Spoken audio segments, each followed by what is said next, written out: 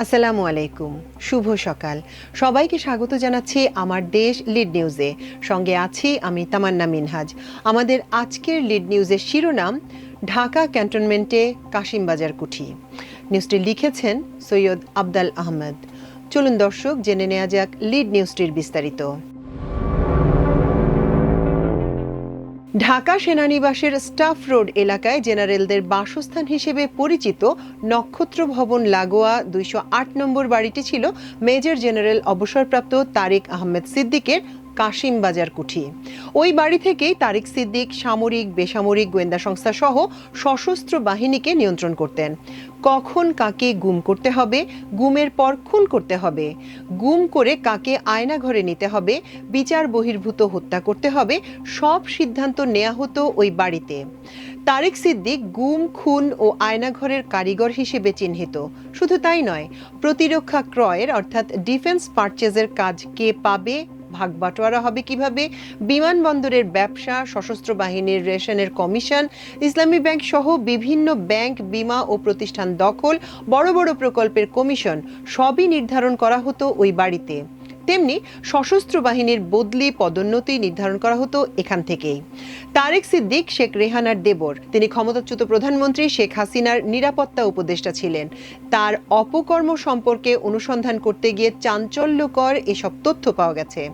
Cantonment এলাকায় তারেক সিদ্দিকের সাংকেতিক নাম জিটি, অর্থাৎ জেনারেল তারিক। সেনা অফিসারদের কাছে এই সাংকেতিক নামেই তারেক সিদ্দিক পরিচিত ছিলেন। সেনা কর্মকর্তারা উপহাস করেই তাকে জিটি ডাকতেন। রাষ্ট্রপতি জিয়াউর রহমানের শাহাদাতের পর তার স্ত্রী সাবেক প্রধানমন্ত্রী বেগম খালেদা জিয়াকে রাষ্ট্রীয় সিদ্ধান্তে ক্যান্টনমেন্টের মইনুল রোডের বাড়িটি বৈধভাবে দেয়া হয়েছিল। ওই বাড়িতে ৩৮ বছর বসবাসের পর তাকে উচ্ছেদ করা হয়। অথচ বাড়িটি ছিল জিয়াউর রহমানের স্মৃতি বিজড়িত। কর্নেল হিসেবে বাড়িটি বরাদ্দ পান জিয়া। সেনা প্রধান হওয়ার পরও তিনি ওই বাড়িতেই থাকতেন। সেনা প্রধানের জন্য নির্ধারিত বাসভবনে যাননি। এমনকি রাষ্ট্রপতি হিসেবেও তিনি ওই বাড়িতেই ছিলেন। ক্যান্টনমেন্টে সিভিলিয়ান বা বেসামরিক ব্যক্তি হিসেবে খালেদা জিয়া থাকতে পারবেন না, এমন অজুহাতে তাকে উচ্ছেদ করা হয়। উচ্ছেদের পরপরই বাড়িটি ভেঙে সেখানে বহুতল অ্যাপার্টমেন্ট নির্মাণ করা হয়। কিন্তু তারিক সিদ্দিক একজন অবসরপ্রাপ্ত ব্যক্তি বা সিভিলিয়ান হওয়া সত্ত্বেও সব নীতিমালা ভঙ্গ করে তাকে ক্যান্টনমেন্টের ভেতরে থাকার ব্যবস্থা করা হয় বছরের পর বছর। অনুসন্ধানে জানা গেছে, তারিক সিদ্দিককে প্রথমে সেনানিবাসের মুটিং হাউসে থাকার পর বাড়িটি বরাদ্দ করা হয়। এরপর ২০৮ নম্বর বাড়িটির নির্মাণ কাজ শেষ হলে বাড়িটি তাকে দেয়া হয়। নির্ভরযোগ্য সূত্র জানায়, ঢাকা সেনানিবাসে সেনাবাহিনীর যে বাড়িগুলো আছে তা স্টেশন হেডকোয়ার্টার থেকে দেখাশোনা করা হয়। অর্থাৎ সেনাবাহিনীর আবাসিক অ্যাকোমোডেশনের দায়িত্ব স্টেশন হেডকোয়ার্টারের। তৎকালীন প্রধানমন্ত্রীর নিরাপত্তা উপদেষ্টা হিসেবে স্টেশন হেডকোয়ার্টার থেকে তারেক সিদ্দিককে মুটিং হাউসে থাকতে দেয়া হয়। সরেজমিন মুটিং হাউস ও ২০৮ নম্বর বাড়িটি এই প্রতিবেদক দেখে আসেন। আদমজী ক্যান্টনমেন্ট কলেজ ও সেনা প্রধানের বাসভবনের সামনে ৩টি বাড়ি রয়েছে। এয়ার হাউস অর্থাৎ বিমান বাহিনী প্রধানের বাসভবন, মুটিং হাউস অর্থাৎ নৌবাহিনীর দ্বিতীয় প্রধানের বাসভবন এবং পথিকৃৎ অর্থাৎ সেনা প্রধানের এলপিআরে গেলে যে বাড়িতে থাকবেন সেটি। এই ৩টি বাড়ির একটি হাউসে নিরাপত্তা উপদেষ্টা হিসেবে প্রথম দিকে থাকতেন মেজর জেনারেল অবসরপ্রাপ্ত তারেক সিদ্দিক। বেশ লম্বা সময় তিনি ওই বাড়িতে ছিলেন। নতুন করে নির্মাণের আগে স্টাফ রোডের ২০৮ নম্বর বাড়িতে থাকতেন ডিজি ডিএফআই। ওই বাড়ি ভেঙে তৈরি করা হয় আধুনিক নতুন বাড়ি। এটি নক্ষত্র বিল্ডিং লাগোয়া। বিমানবন্দর থেকে এসে ক্যান্টনমেন্টে ঢুকতে গেলে রেল লাইন পার হয়ে হাতের ডান পাশেই ২০৮ নম্বর বাড়িটি। এর পাশেই নক্ষত্র ভবন।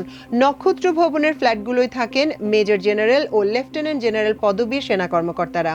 সংশ্লিষ্ট সূত্র জানায়, তারিক সিদ্দিকের জন্য ২০৮ নম্বর বাড়িটি আধুনিক প্রযুক্তির সব ধরনের সুযোগ সুবিধা সম্পন্ন করে নির্মাণ ও সাজানো হয়।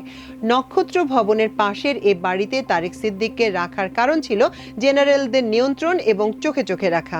অর্থাৎ তারিক সিদ্দিক তার কর্তৃত্ব প্রতিষ্ঠার জন্য একটি প্রভাব বলয় এস্টাবলিশ করতে ওই বাড়িতে থাকেন। একই সঙ্গে ভারতীয় গোয়েন্দা সংস্থা রয়ের সঙ্গে বৈঠকের পাশাপাশি অনেক কর্মকর্তাকে রয়ের সঙ্গে সংযোগ ঘটিয়ে দেয়া হতো এ বাড়িতে। তারিক সিদ্দিক ভারতীয় গোয়েন্দা সংস্থা রর একজন বিশ্বস্ত এজেন্ট হিসেবে কাজ করতেন। ক্যান্টনমেন্টে রয়ের আস্তানা হয় তার মাধ্যমে। ক্যান্টনমেন্ট পাড়ায় তাকে বাংলাদেশে ভারতে প্রকৃত হাই কমিশনার বলে ট্রল করা হতো।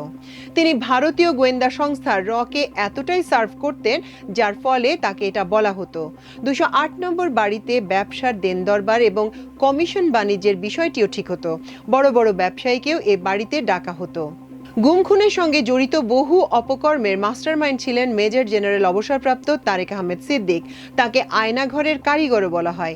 চাঞ্চল্যকর গুমগুলো তার মাধ্যমেই হয়েছে। তারেক সিদ্দিক গুম হওয়া Ilias Ali, Salahuddin Ahmed, colonel Hasin, brigadier Azmi, barrister Arman, Chowdhury Alam সহ বড় গুমগুলো করিয়েছিলেন। বেশিরভাগ কাজ করিয়েছেন লেফটেন্যান্ট জেনারেল বরখাস্তকৃত জিয়াউল হাসানকে দিয়ে। তারেক সিদ্দিকের ডানহাত হিসেবে কাজ করেছেন জিয়াউল হাসান। রিমান্ডে জিয়াউল তা স্বীকারও করেছেন। গুম কমিশন সূত্রে জানা গেছে, কমিশনের 1,500-এর বেশি গুমের অভিযোগ পেয়েছে। এসব অভিযোগে গুমের জন্য তারেক সিদ্দিককে দায়ী করেছেন অনেক ভুক্তভোগী।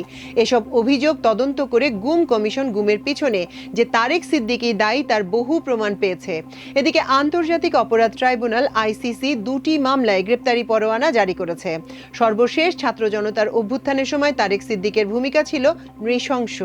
তিনি 4 আগস্ট গণভবনে শেখ হাসিনার সামনে বিমান বাহিনীর প্রধানকে হেলিকপ্টার দিয়ে ছাত্রদের উপর গুলি চালাতে বলেছিলেন। এতে বিমান বাহিনীর প্রধান ক্ষুব্ধ হয়ে শেখ হাসিনাকে বলেন, আপনাকে এই লোকই ডুবিয়েছে, এই লোকই আপনার সর্বনাশ করেছে এবং আরও করবে।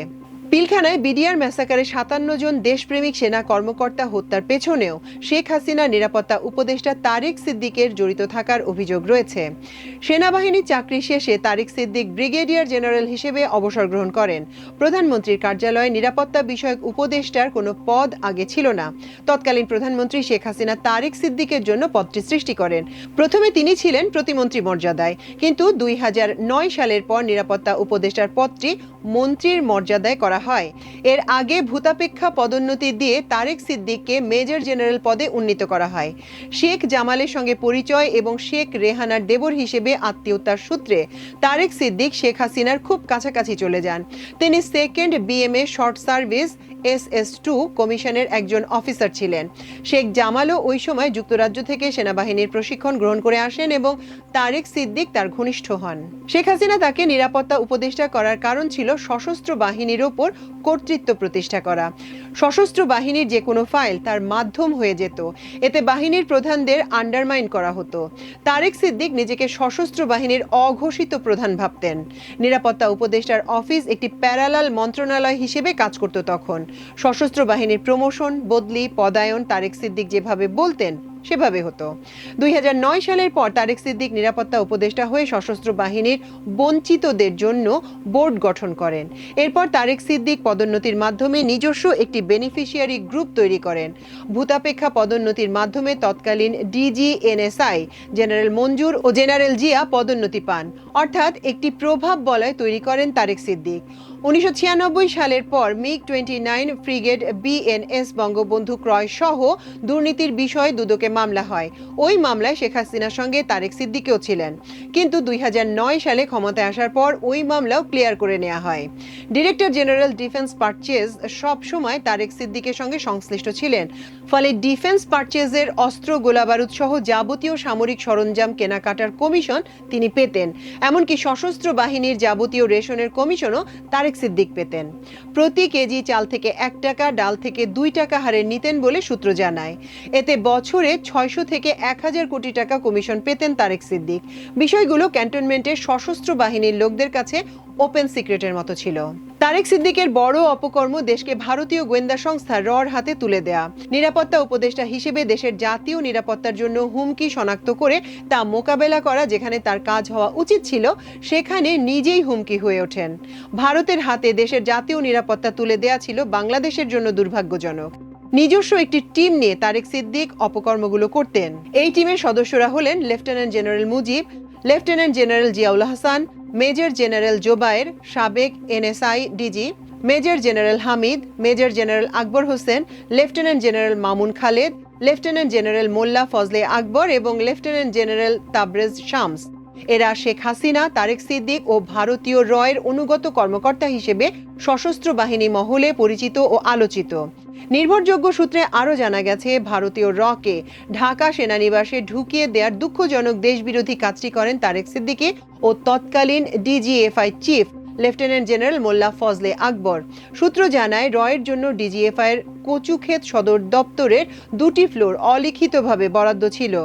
ওই 2টি ফ্লোরে ডিজিএফআই এর কোনো কর্মকর্তা কর্মচারীর প্রবেশ নিষিদ্ধ ছিল। ক্যান্টনমেন্টে বসেই আমাদের সশস্ত্র বাহিনী ও সরকার নিয়ন্ত্রণ করত। রয়ের অতি বিশ্বস্ত মানুষ হিসেবে তারেক সিদ্দিক তার 208 নম্বর বাড়িতে বসে দেশের বিরুদ্ধে বিভিন্ন ষড়যন্ত্রে মেতে থাকতেন। শেখ হাসিনাকে ক্ষমতায় রাখা, ভারতের স্বার্থ বাস্তবায়ন এবং আখের গোছানোই ছিল তাদের প্রধান কাজ।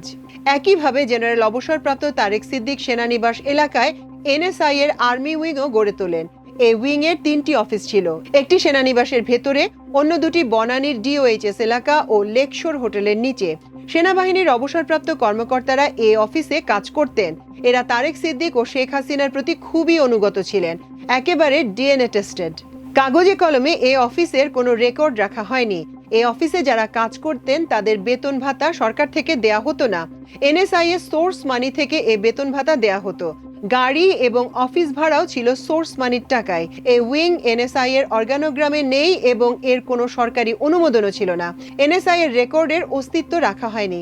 এই উইং এর কাজ ছিল রয়ের কচুক্ষেত উইং থেকে আসা নির্দেশাবলী পালন এবং ওই অফিসকে ফিডব্যাক দেয়া। কর্নেল মোস্তফা নামে একজন অবসরপ্রাপ্ত সশস্ত্র বাহিনীর কর্মকর্তা এই উইং এর দায়িত্বে ছিলেন। তিনি শেখ হাসিনা ও তারেক সিদ্দিকের খুবই বিশ্বস্ত একজন কর্মকর্তা বলে জানা গেছে। সেনা অফিসারদের পাশাপাশি র্যাব ও পুলিশের দেশদ্রোহী কিছু কর্মকর্তাও তারেক সিদ্দিকের অপকর্মে যোগ দেন। এদের মধ্যে ছিলেন তৎকালীন ডিএমপি কমিশনার বেনজির আহমেদ, র্যাবের তৎকালীন ডিজি মোখলেসুর রহমান, তৎকালীন আইজিপি শহীদুল ইসলাম সহ অন্যরা। এরা তারেক সিদ্দিকের হাউস ও পরে 208 নম্বর বাড়িতে যাতায়াত করতেন, মিটিং করতেন এবং নির্দেশনা অনুযায়ী কাজ করতেন। তারেক সিদ্দিকের মিশনে র্যাব পুলিশ যুক্ত হওয়ায় গুম ও আয়নাঘরে শুধু ঢাকায় সীমাবদ্ধ থাকেনি, সারা দেশে ছড়িয়ে পড়ে। অর্থাৎ সেনা ও পুলিশ র্যাব কর্মকর্তাদের মধ্যে প্রতিযোগিতা শুরু হয়ে যায়, কে কত গুম করবে এবং আয়নাঘরে নিয়ে মানুষকে বন্দী করবে। গুলশান লেকশোর হোটেলের গ্রাউন্ড ফ্লোরেও অফিস গড়ে তোলা হয় অপকর্ম বাস্তবায়নের জন্য। মেজর জেনারেল অবসরপ্রাপ্ত তারেক সিদ্দিক তার পছন্দের লোকদের সবসময় ডিজিপিডি হিসেবে পোস্টিং দেওয়ার ব্যবস্থা করতেন। তারেক সিদ্দিকের ব্লেসিং ছাড়া কেউ এ পদে যেতে পারতেন না। এমনই এক সেনা কর্মকর্তা হলেন মেজর জেনারেল অবসরপ্রাপ্ত সিদ্দিকুর রহমান সরকার। তার মাধ্যমে হাতিরঝিল প্রকল্প ও পদ্মা সেতু প্রকল্প থেকে মোটা অঙ্কের কমিশন পেয়েছেন তারেক সিদ্দিক। ডিজিপিডি হিসেবে দায়িত্ব শেষে মেজর জেনারেল অবসরপ্রাপ্ত সিদ্দিকুর রহমান অবসরে যাওয়ার পর তারেক সিদ্দিক তাকে রাজধানী উন্নয়ন কর্তৃপক্ষ অর্থাৎ রাজুকের চেয়ারম্যান হিসেবে চুক্তিভিত্তিক নিয়োগ দেওয়ার ব্যবস্থা করেন।